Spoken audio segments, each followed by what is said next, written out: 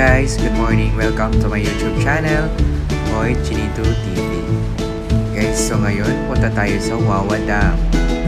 Ang Wawa Dam guys, ito ang pinakatanyag na tanawin sa lalawigan ng Rizal, ang dating Wawa Dam, na matatagpuan sa Barangay San Rafael, Rodriguez.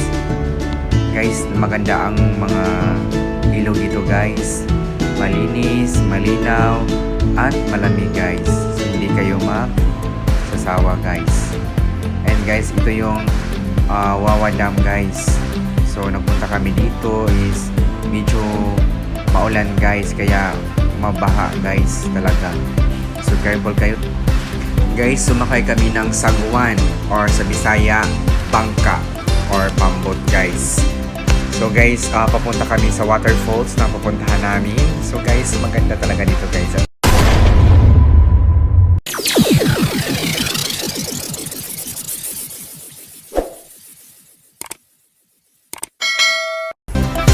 Guys, hindi kayo magsawa dito guys. Ito yung Wawa Dam guys. So laki sobra guys. So pag guys, hindi mapagyo at maulan, so malinis at dito guys, malinaw ang tubig. So ang entrance fee dito guys is 20 pesos only. And so kung mag-cottage kayo, is yung cottage is tag 200 pesos.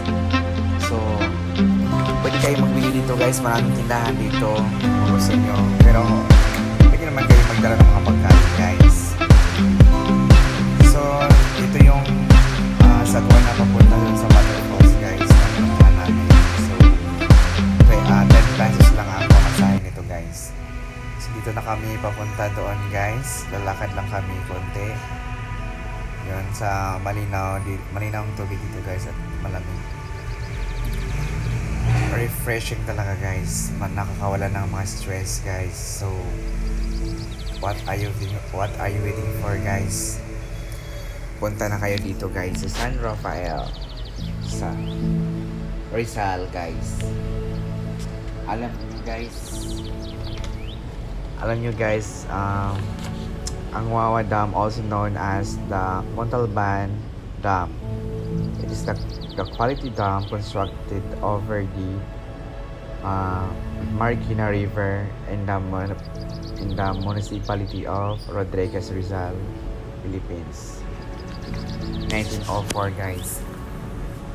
So ito yung pinakaunang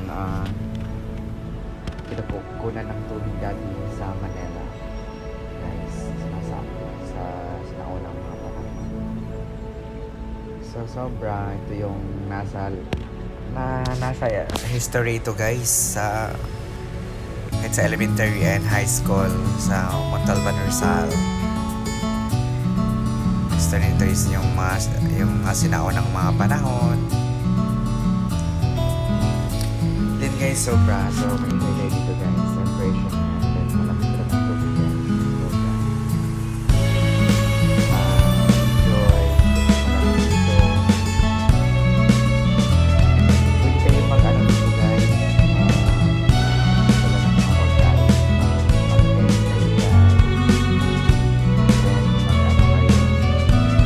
Overnight. Masarap pag guys, masarap pag morning naman dito. So,